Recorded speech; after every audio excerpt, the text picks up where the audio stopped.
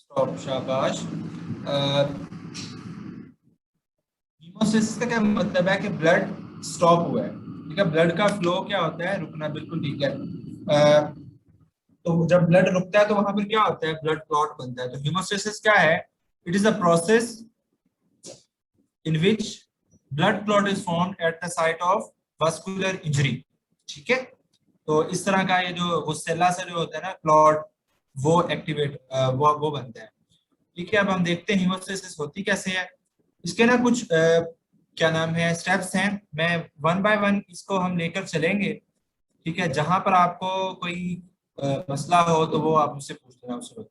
इसका जो पहला स्टेप होता है वो होता है, जैसे ही आपकी वेस्कुलर इंजरी हुई वहां पर क्या होगी, आर्टरियोलर वेजो कंस्ट्रिक्शन होती है, ठीक है। यानी कि जैसे ही कहीं पर इंजरी हुई वेसल को, तो वो क्या करती हैं, कॉन्ट्रैक्ट करती हैं। उसके पीछे दो मैकेनिज्म होते हैं, या तो वो न्यूरोजेनिक होती हैं, यानी कि वहां पर नर्व्स जो है वो स्टिमुलेट होती हैं, और वो जो है फिर वो वेसल क्या हो जाती है, कंस्ट्रक्ट कर जाती है। दूसरा होता है एंडोथिलिन। एंडोथिलिन इज अ वेजो कंस्ट्रिक्टर हार्मोन जो रिलीज होता है। अगेन वो वेसल की जो होती है, क्या नाम है, जो जो दूसरी वाली लेयर होती है ना, स्मूथ मसल वाली ट्यूनिका मीडिया, उसके ऊपर एक्ट करती हैं। उसके मसल जो है वो कंस्ट्रिक्ट करते हैं, तो फिर वो क्या होता है, ये आपकी ऊपर वाली नॉर्मल कंडीशन है, नीचे वाली क्या होती है, वेजो कंस्ट्रिक्शन हो जाती है, ठीक है, हो गया। उसके बाद आपका आता है क्या होता है, दूसरा स्टेप क्या है, formation of the primary platelet plug. Plug का क्या मतलब होता है? प्लग कोई भी, हम जैसे कहते हैं ना, एक कपड़ा, अक्सर देखा होगा कि कोई अगर सुराख है किसी में, तो उसके अंदर वो एक कपड़े से गुत्थू सा बना के वो ठोक देते हैं, ठीक है, दीवार में या कोई भी चीज जिसमें बंद करना हो, तो वो चीज होती है प्लग, ठीक है। तो उसके बाद वेजो कंस्ट्रक्शन के बाद क्या होता है, प्राइमरी प्लेटलेट प्लग बनता है। अब वेस्कुलर इंजरी हुई है, ठीक है, तो जो अब सबसे अंदर वाली लेयर होती है एंडोथीलियम, ठीक हो गया। दूसरी लेयर होती है ट्यूनिका मीडिया, और लास्टली क्या होती है, ट्यूनिका एडवेंटिशिया, ठीक हो गया। तो जब एंडोथीलियल इंजरी होती है तो सब एंडोथीलियल, सब का मतलब होता है बिलो, यानी कि एंडोथीलियल के जो नीचे पड़ा हुआ होता है VWF, वॉन विलीब्रेंड फैक्टर और कोलेजन, और तीसरी चीज होती है टिश्यू फैक्टर, वो क्या होती है, एक्सपोज होती है, ठीक है। ये आप यहां से इसको गौर से समझ रहे हैं, ठीक है। हुआ क्या, इंजरी हुई, सब एंडोथीलियम डैमेज हुई, एंडोथीलियम क्या हो गई, खत्म हो गई। अब जो एंडोथीलियम के नीचे पड़ी होती है ना, वॉन विलिब्रेंट फैक्टर पड़ा होता है आपका, कोलेजन पड़ा हुआ होता है, और टिश्यू फैक्टर पड़ा हुआ होता है। ये सारे के सारे क्या हो गए, एक्सपोज हो गए। किस चीज से एक्सपोज हुए, ब्लड से, ठीक है। आप यानी कि ये ब्लड के कांटेक्ट में आ गए। नॉर्मली एंडोथेलियम ने इनको क्या किया होता है, कवर किया हुआ होता है, ठीक हो गया। उसके बाद क्या होता है कि ये जो वॉन विलिब्रेंट फैक्टर है ना, इट एक्ट्स एज, जैसे मदर की टमी के अंदर जो प्लेसेंटा होता है एक साइड पे, ठीक है, दरमियान में अम्बिलिकल कॉर्ड होती है, और दूसरी साइड पर क्या होता है, बेबी होता है। ऐसे ही होता है ना, अगर मुझे एम्ब्रियो भूली नहीं है तो ऐसे ही होता है ना, कि एक साइड पे क्या होता है, प्लेसेंटा, दूसरी साइड पर क्या होता है, बेबी होता है, और दरमियान में क्या होती है, अम्बिलिकल कॉर्ड। सेम इसी तरह जो वॉन विलिब्रेंट फैक्टर है ना, ये यही काम करता है। एक साइड पर क्या होते हैं, प्लेटलेट्स, ठीक है, दूसरी साइड पर क्या होता है, कोलेजन, और ये दरमियान में भाई साहब खड़े होते हैं, एज अ ब्रिज काम कर रहे होते हैं, ठीक है। ये एक्सपोज हुआ, तो वॉन विलिब्रेंट फैक्टर ने क्या किया, जल्दी से पकड़ के क्या किया, प्लेटलेट्स को पकड़ा, और क्या नाम है, कोलेजन के साथ उन्होंने उन्होंने उसको अटैच कर दिया। अब जैसे ही ये अटैच हुई है, तो वो जैसे गाना नहीं होता, तेरी नजरों ने दिल पे किया जो असर, तो हशर ये हुआ, तो वही हिसाब यहाँ पर है कि जो प्लेटलेट्स जो थे वो स्मूथ शेप से स्पाइकी की तरफ चले जाते हैं, ठीक है। यानी कि पहले क्या होता है, जैसे ही वॉन विलिब्रेंट फैक्टर जो है अटैच होता है प्लेटलेट की तरफ, और दूसरी तरफ कोलेजन होता है, तो ये भाई साहब भी क्या होते हैं, स्मूथ से पड़े होते हैं और ये भी एक्शन में आ जाते हैं, ठीक है, स्पाइकी बन जाते हैं। जैसे हमें कोई हमारा फेवरेट बंदा नजर आए तो हमारे भी रोंगटे खड़े हो जाते हैं ना, और हमारे जो बाल होते हैं वो मतलब कि जो स्किन के ऊपर वो भी मतलब स्पाइकी बन जाते हैं। तो ऐसे ही ये भाई साहब भी होते हैं। ठीक हो गया, क्लियर हो रही है बात?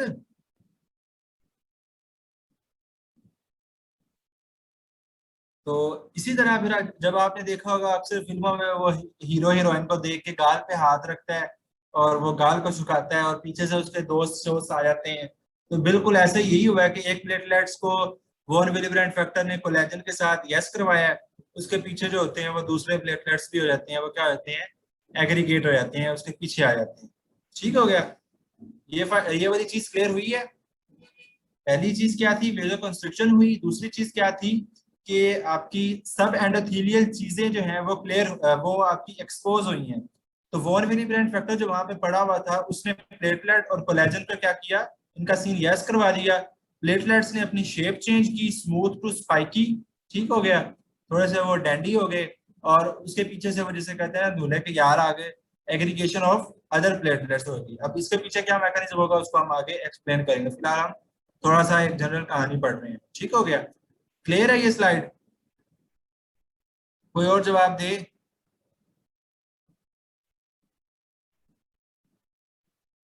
चले, क्लियर है। नेक्स्ट क्या चीज है, सेकेंडरी हीमोस्टेसिस। पहले हमारा जो लास्ट स्टेप हमने पढ़ा वो क्या हुआ था, प्राइमरी हीमोस्टेसिस था। वहां पे प्राइमरी प्लेटलेट प्लग बना था कि पहले एक प्लेटलेट जुड़ा है कोलेजन के साथ और फिर बाकी प्लेटलेट्स ने उसके इर्द गिर्द आके इकट्ठा वो बन गए। वहां पर हमने ना दो चीजों के बारे में तो पढ़ लिया था कि एक वॉन विलिब्रेंट फैक्टर का क्या काम है और फिर एक कोलेजन का क्या काम है। ये जो टिश्यू फैक्टर था ना, इसको मैंने स्किप किया था, अब उसको हम यहाँ पे एक्सप्लेन करेंगे। जैसे ही वो टिश्यू फैक्टर जो है वो एक्सपोज हुआ, वो ब्लड के अंदर पड़ा हुआ होता है, क्या नाम है, फैक्टर नंबर जो 7 होता है। अब मैंने आपको कहा था कि आपने वो पढ़ के आना है। अभी फैक्टर 7 किस किस को एक्टिवेट करता है बताओ? फैक्टर 7 जब एक्टिवेट होता है तो ये किसे एक्टिवेट करता है, किस फैक्टर को एक्टिवेट करता है?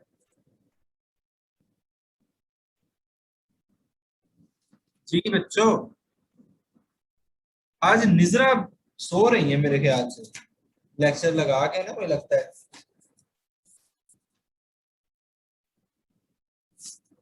जी, फैक्टर 10 को एक्टिवेट करता है ये कह रहे हैं। अल्टीमेटली तो बच्चे 10 ही हो रहा है एक्टिवेट। फैक्टर 7 डायरेक्टली 10 को एक्टिवेट करता है बिल्कुल, और किसे एक्टिवेट करता है? ये तो होता है ना आपका इंट्रिंसिक पाथवे, जो एक्सट्रिंसिक, जो वो क्या नाम होता है उसके अंदर किस फैक्टर को एक्टिवेट कर रहा होता है? नहीं पढ़ के आए बच्चों आप लोग, पता नहीं क्या कहते हो हैं। अब आप लोगों के चित्र पढ़ना चाहिए। चले, हम आपको फिलहाल यही कह सकते हैं, दुआ दे सकते हैं आपको, ठीक है। तो क्या हुआ कि जो टिश्यू फैक्टर जो एक्सपोज हुआ था, आपकी सब एंडोथेलियली पड़ा हुआ था, वो टिश्यू फैक्टर क्या करता है, फैक्टर 7 को, फैक्टर 7 फिर आपका जिसको भी करे वो, अब आप लोगों ने आपने पढ़ना था, मैंने आपको कहा था, ठीक है, फैक्टर 9 को करता है अल्टीमेटली फैक्टर। फिर वो किसे एक्टिवेट करते हैं, थ्रोम्बिन को। और थ्रोम्बिन क्या करती है फिर, फिब्रिनोजन टू फिब्रिन के अंदर कन्वर्ट करती है, और वो सीमेंटाइजेशन होती है ऑफ किसकी, प्राइमरी प्लेटलेट प्लग की। ठीक है, कि पहले सिर्फ प्लेटलेट इकट्ठे हुए होते हैं, बाद में क्या होता है वहां पर सीमेंटाइजेशन हो जाती है कि जो फिब्रिन जो है वो भी वहां पर डिपॉजिट हो जाती है, और वो जो प्लेटलेट जो प्लग होता है वो मजीद मजबूत हो जाता है। क्लियर हुई है ये बात? भैया आज क्या हुआ है सबको, रोजा लगा हुआ है आज सबको? बोल मैं रहा हूँ, आवाज तुम में से किसी की नहीं निकल रही। हाँ, महानूर शफीक, कौन है ये? महानूर बच्चे आपको क्लियर हुआ है?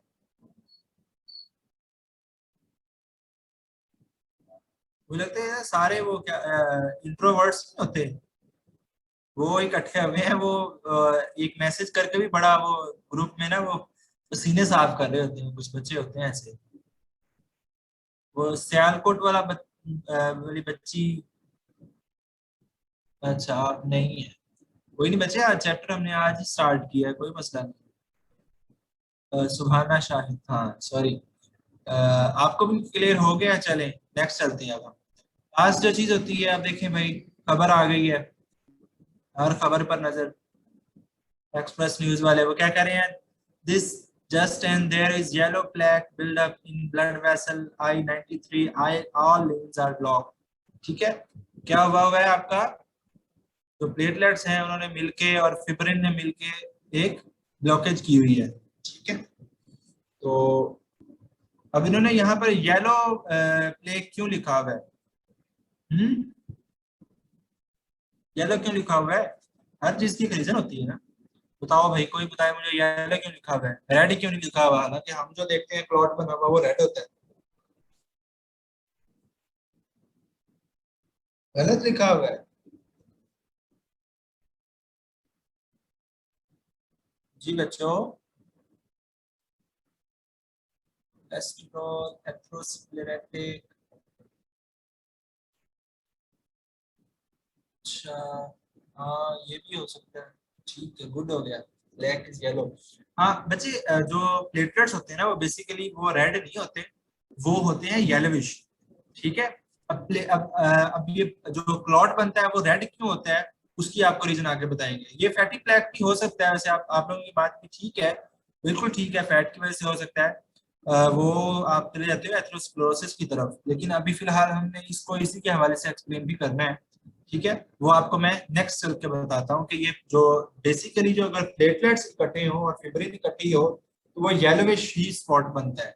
ठीक है, लेकिन रेड क्यों होता है क्लॉट, वो हम आगे जाकर आपको बताते हैं। ठीक है, लास्ट स्टेप पे क्या होता है, जो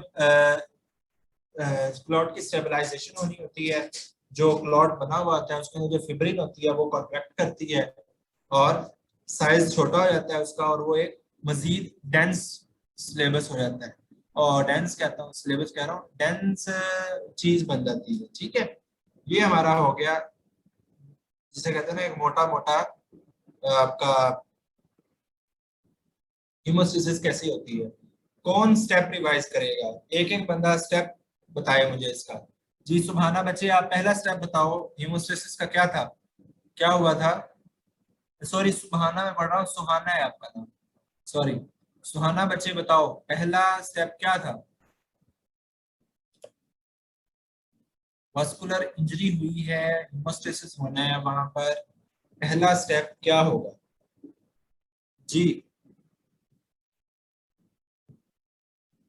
वेजल कंस्ट्रक्शन, शाबाश। अ, दूसरा स्टेप मुझे बताएंगे महनूर बच्चा, बच्चे आप बताओ, दूसरे स्टेप पर क्या हुआ था?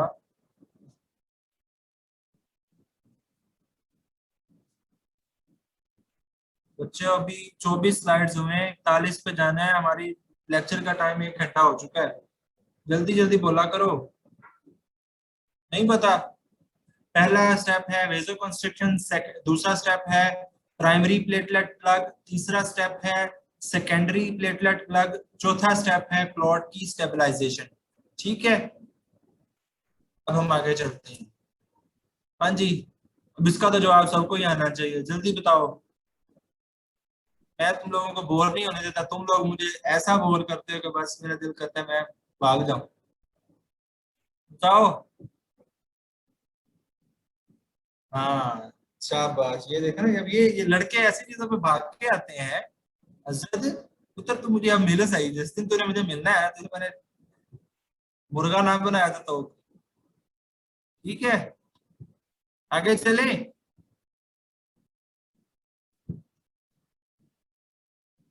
आगे चलते हैं।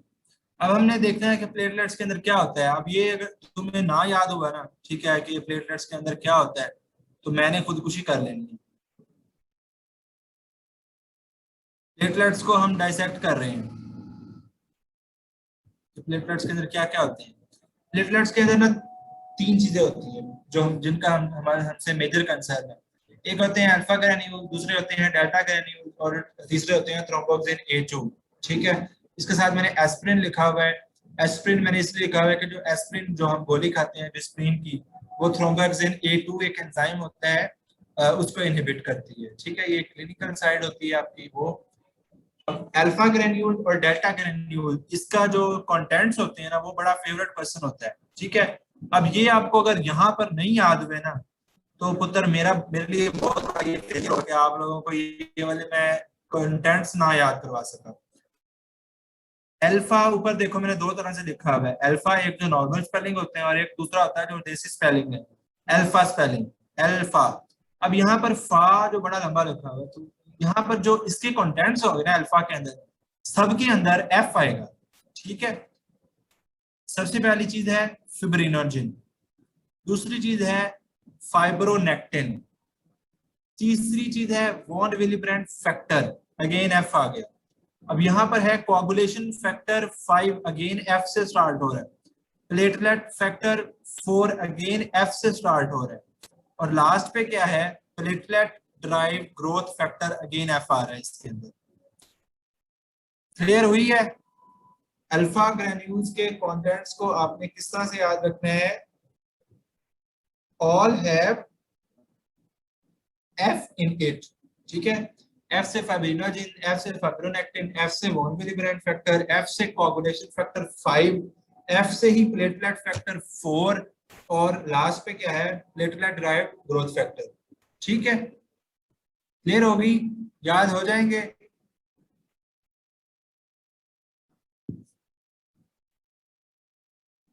एफ एबीसी का कितना अल्फाबेट है ये भी बताओ।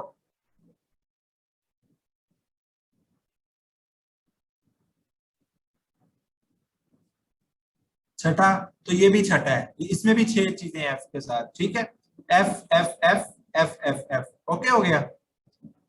ये एंड पे मैंने सबसे सुनने हैं, तुम्हें मैं ना वो करूंगा अनम्यूट, और फिर तुमसे मैंने सुनना है, आज चाहे 10 बज जाए लेक्चर की तरह। ठीक है, दूसरा, दूसरे ग्रेन्यूल्स होते हैं डेंस ग्रेन्यूल्स, या उसे हम कहते हैं सेकेंडरी ग्रेन्यूल्स। ठीक हो गया, डेंस से आपने याद रखना है एडीपी, डी आ रहा है इसमें भी और इसमें भी, एडीपी, और साथ ही मिलता जुलता आपने याद रखना है एटीपी।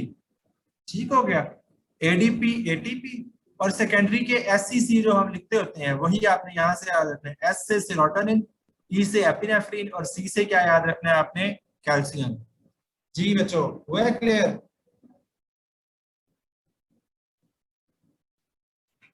जी बच्चों, क्लियर हो गया जी? और किसे क्लियर हो गए? चले जी, ठीक हो गया। आपको कंटेंट्स के नाम याद हो गए होंगे, उसके अंदर सारी एफ वाली चीजें हैं, उसका भी आपको नाम बता रहा है कि क्या क्या चीजें होंगी, इसका भी आपको नाम ही बता रहा है कि इसके अंदर क्या क्या चीजें होंगी। ठीक है, एक डेंस ग्रेन्यूल से आपने ये याद रख लेना है कि एडीपी एटीपी, और सेकेंडरी ग्रेन्यूल से आपने याद रखना है एससीसी, सेरोटोनिन, एपिनेफ्रिन और कैल्शियम। ठीक है, उसके बाद चलो, अब ये तो होगी उसकी बाहर वाली अंदर वाली चीजें। अब ये बाहर क्या क्या चीजें होती हैं, वन भी, अब ये रट्टे मारने वाली चीजें हैं। ठीक है, जो मैं याद करवा सकता था वो मैंने आपको करवा दी है, ये भी मैं कोशिश करूंगा कि आपको याद हो जाए। और चलें हम देखते हैं, ग्लाइकोप्रोटीन 1B रिसेप्टर। ठीक है, अब हमने जो बात की थी ना कि वो, अभी मैंने एक लव स्टोरी बताई थी, किस किस चीज की थी वो लव स्टोरी, प्लेटलेट और कोलेजन की, उन दोनों को मिलाने वाला कौन था जी बताएं? प्लेटलेट और कोलेजन की लव स्टोरी का वो जिसे कहते हैं ना एक कासिद, वो कौन था? हाँ, वॉन विलिब्रेंड फैक्टर। तो ये जो वॉन विलिब्रेंड फैक्टर होता है ना, जो आपके प्लेटलेट के ऊपर रिसेप्टर होते हैं, GP2B1B रिसेप्टर, वहां पर बाइंड करता है। ठीक है, प्लेटलेट को वो नॉर्मली नहीं पकड़ता है, उसका भी एक स्पेसिफिक रिसेप्टर होता है। कि वॉन विलिब्रेंड फैक्टर जो होता है वो बाइंड करता है GP1B रिसेप्टर के ऊपर, प्लेटलेट के ऊपर, और दूसरी साइड पे वो कोलेजन को अटैच करता है। ठीक हो गया, और अगर ये क्या नाम है, रिसेप्टर की वो क्या हो, यानी कि एब्सेंस हो, तो एक सिंड्रोम होता है जिसे हम कहते हैं बर्नार्ड सोलियर सिंड्रोम। ठीक हो गया, इसको आपने ऐसे याद करना है। और दूसरी बात हमने क्या की थी कि दूसरा स्टेप जो था ग्लाइकोप्रोटीन जीपी से बनता है ग्लाइकोप्रोटीन 2B/3 ये रिसेप्टर। अभी इसको मैं नहीं समझा सकता आपको कि ये ऐसे रिसेप्टर्स के नाम क्यों रखे हैं उन्होंने, क्योंकि ये उन्होंने नाम रख दिए हैं तो हमने भी यही पढ़ने हैं, ठीक है। इसकी ना बेसिकली वो प्रोटीन की जो वो मॉर्फोलॉजीज होती है ना, ये उस बेसिस के ऊपर होते हैं 2B/3 ये, तो मतलब कि इसको आपने ऐसा सच रट्टा मारना है, ठीक है। अब ये रिसेप्टर क्या होता है, फिब्रिन को लव करता है, यानी कि ये यहाँ पर जाके फिब्रिन बाइंड कर रही होती है, ठीक हो गया। तो ये फिब्रिन लवर है। अगर ये एब्सेंट हो तो एक सिंड्रोम होता है ग्लैंसमैन थ्रोम्बोस्थेनिया, ठीक है। ये आपके ना वाइवा क्वेश्चन है कि बर्नार्ड सोलिस सिंड्रोम में कौन सा रिसेप्टर नहीं होता या किस रिसेप्टर की वो होती है, मतलब पैथोलॉजी है ये। तो आपका आपको पहले ही जहन में आना चाहिए GP1B, ठीक हो गया। और क्या नाम है फिर उसके बाद GP2B3A का कौन सा पैथोलॉजी है, वो है ग्लैंसमैन थ्रोम्बोस्थेनिया। उसके बाद प्लेटलेट की सरफेस के ऊपर क्या होते हैं, नेगेटिवली चार्ज्ड फॉस्फोलिपिड्स होते हैं, जिसमें PS से बनता है फॉस्फोडाइलसीरीन, ठीक है। आप फिलहाल आप सिर्फ यही याद रखें कि नेगेटिवली चार्ज फॉस्फोलिपिड्स होते हैं जो कि बाइंड करते हैं कैल्शियम को, और कैल्शियम फिर आगे क्या करता है, जो आपके जितने भी कोagulation फैक्टर्स होते हैं उसको एक्टिवेट करवा रहा होता है, ठीक हो गया। क्लियर हो गए तीनों पॉइंट। मावरा मावरा अशरफ, आसिफ सॉरी, मावरा आसिफ जी, बच्चे क्लियर हुए हैं ये 3 पॉइंट्स आपको।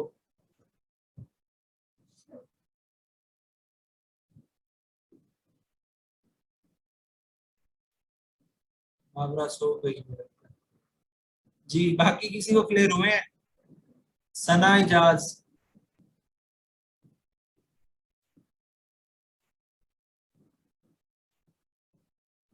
क्लियर है, अच्छा जी।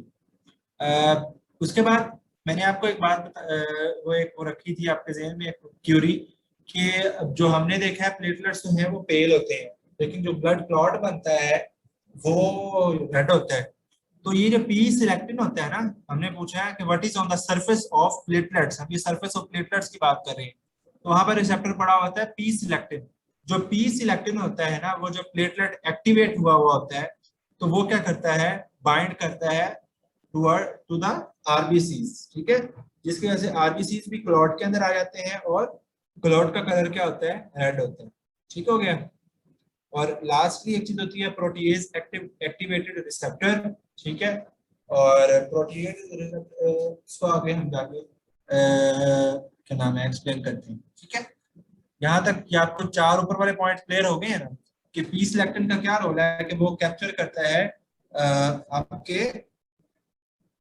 आरबीसीज को और उसको फंसा लेता है उस प्लेटलेट और फिब्रिन वाले पूरे झमेले में। क्या भाई तू भी इधर बैठ।